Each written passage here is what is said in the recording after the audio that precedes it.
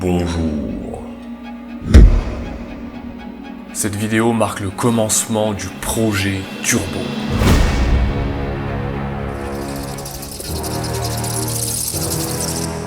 Mais d'abord, générique.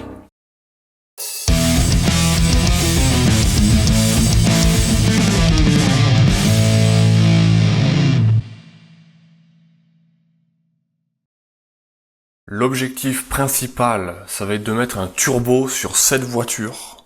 Mais le problème, c'est que c'est la première fois que je fais ça. Ça fait quasiment 3 ans que je prépare ce projet. Et à un moment, j'ai même pensé à abandonner. Donc, c'est un grand jour. On va commencer par la liste des objectifs. Si t'as pas vu la première partie dans laquelle j'énonce les objectifs du projet, va la voir tout de suite. Il y a une playlist dans le coin en haut à droite. Bien, donc pour mettre un turbo sur cette voiture, il va falloir faire plusieurs choses. Il va falloir fabriquer un collecteur turbo. Il faut que je change le joint de culasse pour réduire un peu la compression du moteur. Il faut que j'enlève le carter d'huile pour monter un retour d'huile de turbo dessus. Si t'as vu les parties précédentes, t'es au courant qu'il y a une fuite d'huile, va falloir que je m'en occupe.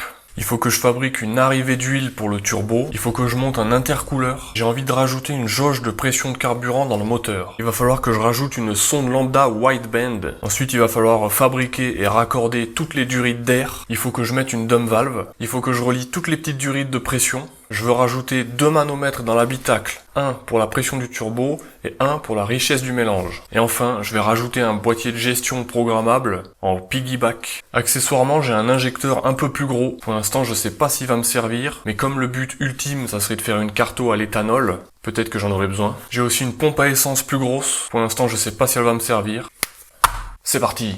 Pour commencer, il va falloir enlever le pare-choc. Il y a aussi le radiateur qui va me gêner, donc il va falloir que je l'enlève. Pour l'enlever, il va falloir que je le vidange. Tada! Là, il y a déjà 4 serflex.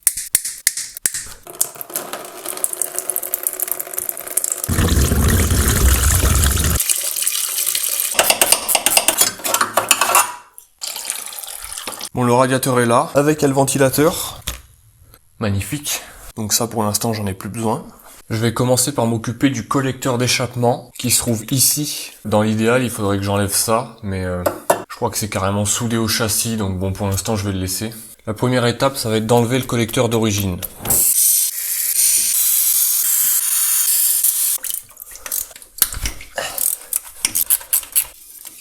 Bon, le joint est bon. Donc la tressée est défaite. Maintenant, je vais essayer de défaire le collecteur. Ok. Ok. Il m'a fait un peu peur celui-là.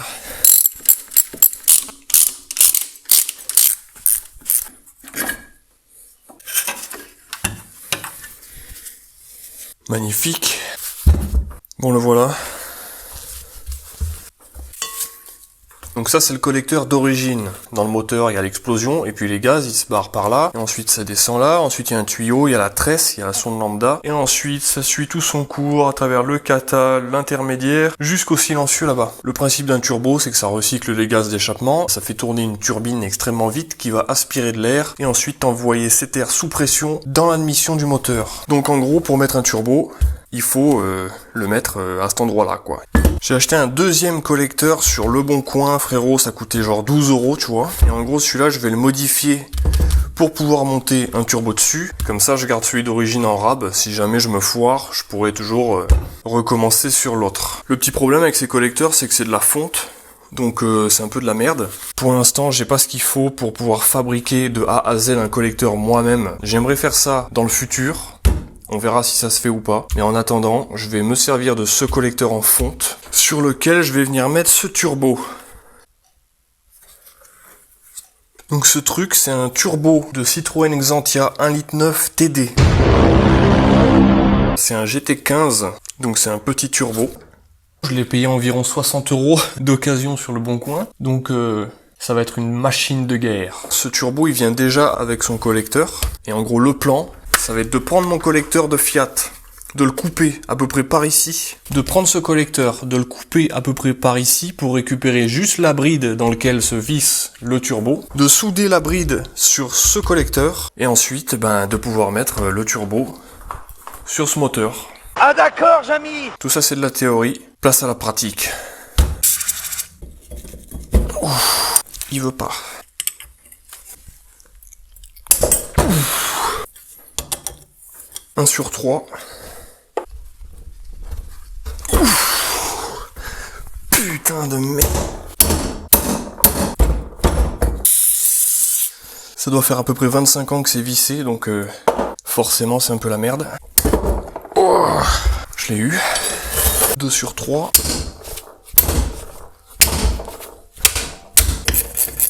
3 sur 3. Magnifique. Je suis un peu surpris qu'il n'y ait pas de joint par contre.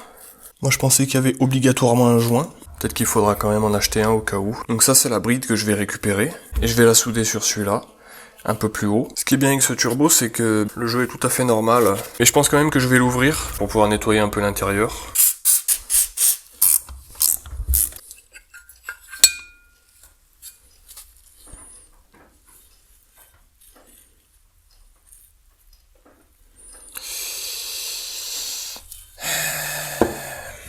Bon, on dirait qu'elle a mangé de l'huile quand même. Donc il y a deux possibilités. Soit l'huile venait du turbo parce qu'il fuit, soit l'huile venait du moteur parce que, après c'est une vieille Xantia turbo diesel, donc bon, on va dire qu'en général c'est des moteurs assez sales. J'espère que l'huile vient pas du turbo quoi. C'est grippé. Là ça a déjà ripé. Putain, c'est vraiment serré là. Eh ben, je vais pas enlever la partie échappement parce que je vais pas y arriver. Je vais abîmer les boulons donc ça sert à rien, donc je vais le nettoyer comme ça.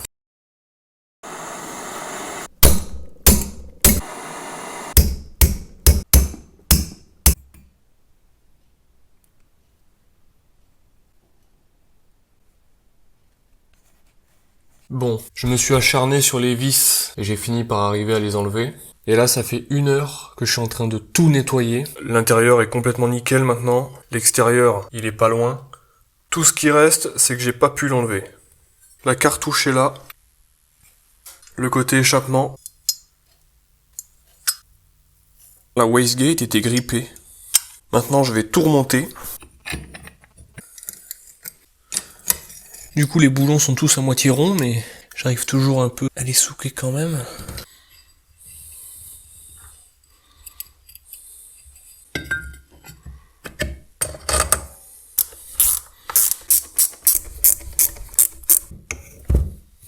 Je réglerai plus tard la pression du ressort de la wastegate. Pour l'instant, je vais la laisser au pif comme ça. Je vais passer à la fabrication du collecteur.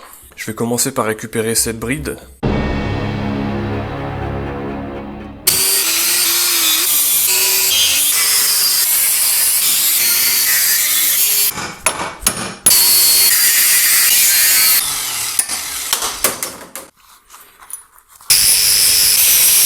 Et voilà le travail.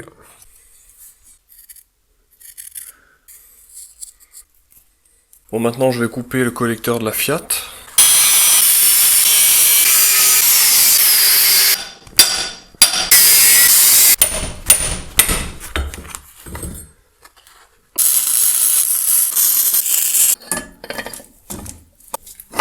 C'est hyper limite. C'est bon, j'ai mis le turbo. C'est la fin du projet.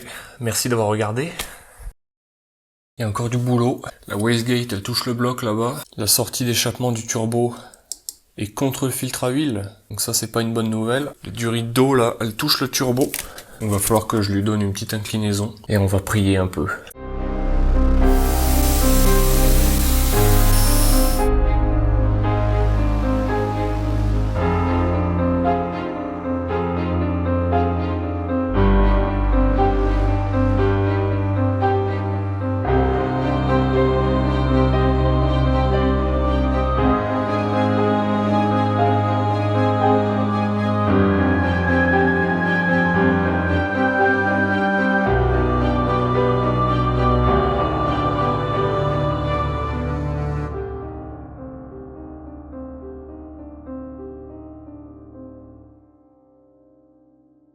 Ok frérot, la fabrication du collecteur est terminée.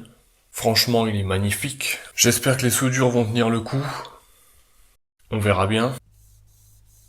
J'ai foiré ce pas de vis, me demande pas comment, donc j'ai été obligé de le retarauder à la taille au-dessus. Une fois dans le moteur, ça donne ça. Là, tu peux voir que la wastegate, elle touche pas le bloc. Je peux passer la main largement. Donc ça c'est bon. Au niveau du filtre à huile, ça a l'air d'aller. On verra très bientôt si ça passe ou pas. Par contre maintenant il y a un nouveau problème, c'est ce truc. Ça c'est la sortie d'échappement du turbo qui part ensuite sur la downpipe. Le problème c'est que là il y aura le radiateur. Donc ça veut dire qu'il va falloir que je le fasse partir directement vers le bas. Tu peux voir aussi qu'à ce niveau-là, là, c'est très limite. Le problème, c'est que ça, je peux pas le tourner parce que si je le tourne, la wastegate derrière, elle est plus en face. Donc, je pense qu'ici, je mettrai un coude qui partira ensuite sur un autre tuyau qui ira jusqu'à l'intercooleur. Bien, donc il faut que je trouve une solution pour ce truc. Soit je récupère que la bride et ensuite je refabrique tout un truc. Soit je coupe ici, là, et j'essaye de faire une adaptation vers le bas.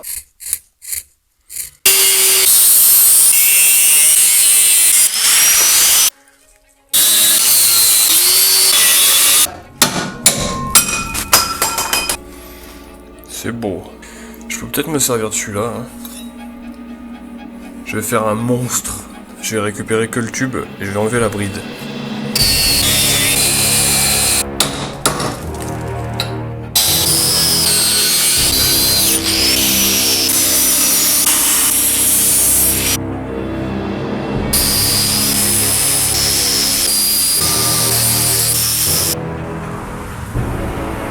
Waouh! Je vais faire un truc comme ça.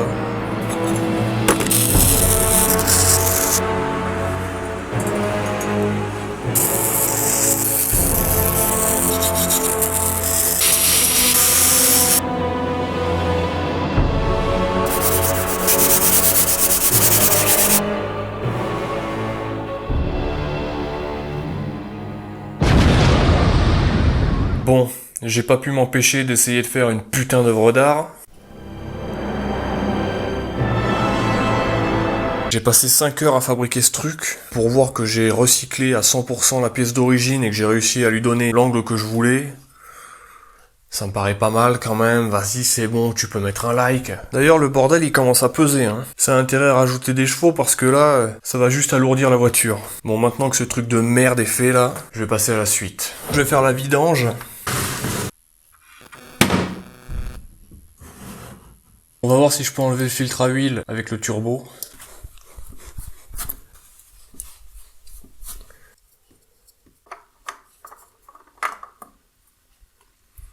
C'est nickel! C'est un succès. Tu vois ça là? C'est une plaque sandwich qui vient de chez AliExpress. Ça permet de déporter légèrement le filtre à huile pour pouvoir ajouter des sondes. Ça c'est une sonde de température. Ça c'est une sonde de pression. Du coup il y a une fuite d'huile par là.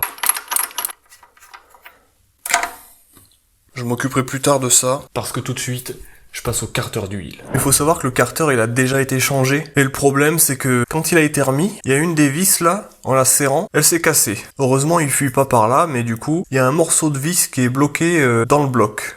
Celle-là c'est bon. Ok.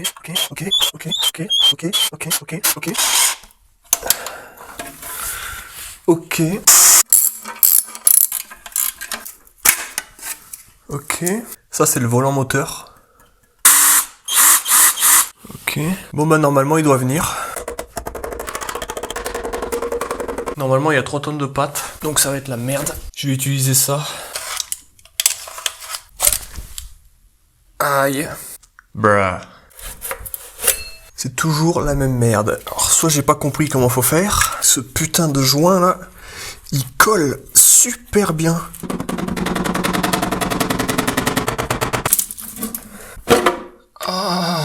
Alléluia. Mais c'est magnifique.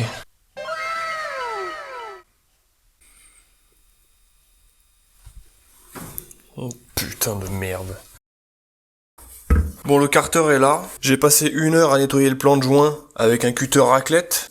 L'objectif maintenant ça va être de monter un retour d'huile sur le carter pour que l'huile qui rentre dans le turbo retourne dans le carter d'huile. Pour ça je vais me servir de cette chose qui vient évidemment de chez AliExpress. Le bout, il est au format AN8, on en reparlera plus tard. D'origine avec, il donne ces 2 rondelles en téflon. J'ai vu des mecs qui disent qu'il vaut mieux mettre du cuivre, du coup j'ai pris ça. C'est important de mettre le retour d'huile au-dessus du niveau d'huile, sinon l'huile pourra pas s'écouler normalement.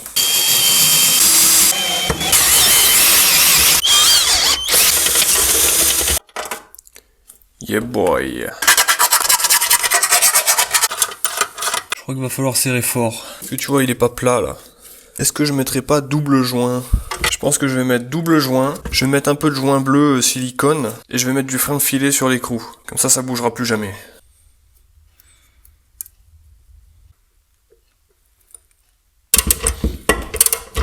Oh, c'est de la merde ce putain de joint de téflon là.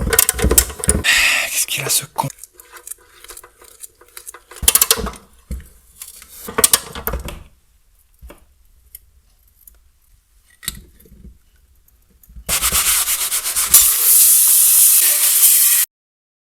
Bon, maintenant je vais essayer d'enlever le morceau de vis qui est coincé dans le bloc. Il est là. C'est parti. Je vais essayer de faire une empreinte. J'ai cassé la clé.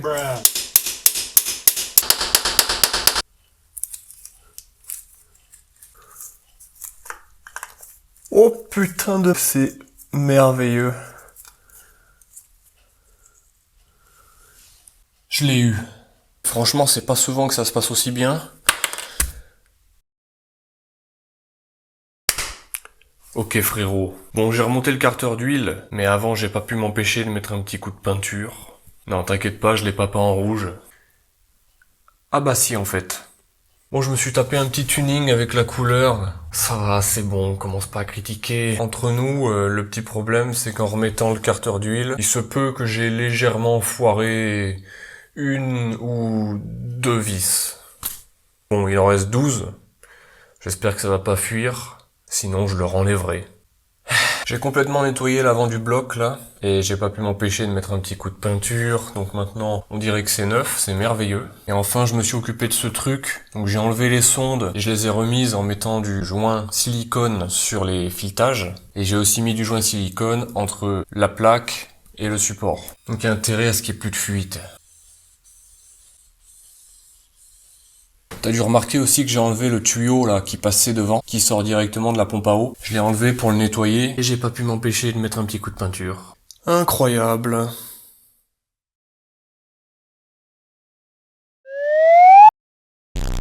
Aujourd'hui, je passe à l'arrivée et au retour d'huile. J'ai déjà ceux qui venaient d'origine avec le turbo, mais comme j'ai un semblant de libre arbitre, je vais fabriquer les miens. Je vais me servir de tout ça. Ça, c'est des durites tressées au format AN. Normalement, tu dois déjà savoir ce que ça veut dire, AN. J'ai des durites tressées au format AN6 pour faire l'arrivée d'huile. Et j'ai des durites tressées au format AN8 pour faire le retour d'huile. L'arrivée d'huile de turbo se trouve ici. Pour amener l'huile jusque là, le but, ça va être de connecter cette sortie à cette entrée.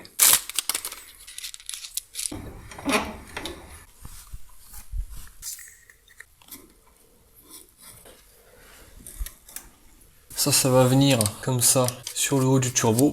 J'ai pris ça pour aller ici. Mais le petit problème, c'est que ça, c'est conique. Et d'origine, apparemment, c'est pas conique. En gros, là, il y a du jeu. Plus je visse, moins il y a de jeu. Je pense qu'en mettant un joint cuivre et en forçant un peu, ça devrait faire l'affaire. C'est nickel.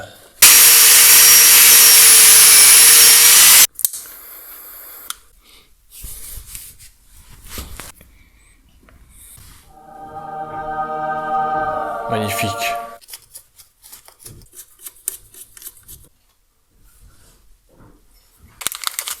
Ça, c'est pour le retour d'huile du turbo. D'origine, il y a ça.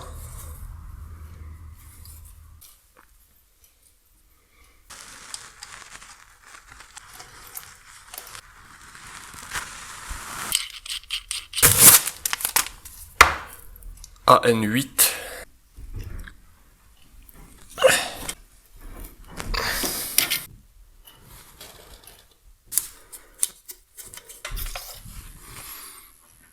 Là, ça le fait remonter un peu. Je pense que ça, je vais le remplacer par un coude qu'il va falloir que je commande.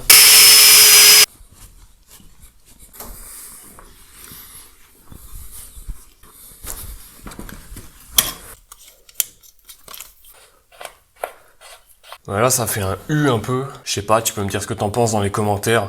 Est-ce que je devrais mettre un coude ou est-ce que je peux le laisser comme ça? Je pense quand même que je vais mettre un coude et qu'ensuite je vais le faire rattraper ici, ça sera toujours un peu mieux. Quand on se met comme ça, on voit que ça c'est presque à la même hauteur que ça. Donc forcément il n'y a pas beaucoup de gravité. Mais bon, ça me paraît globalement pas mal.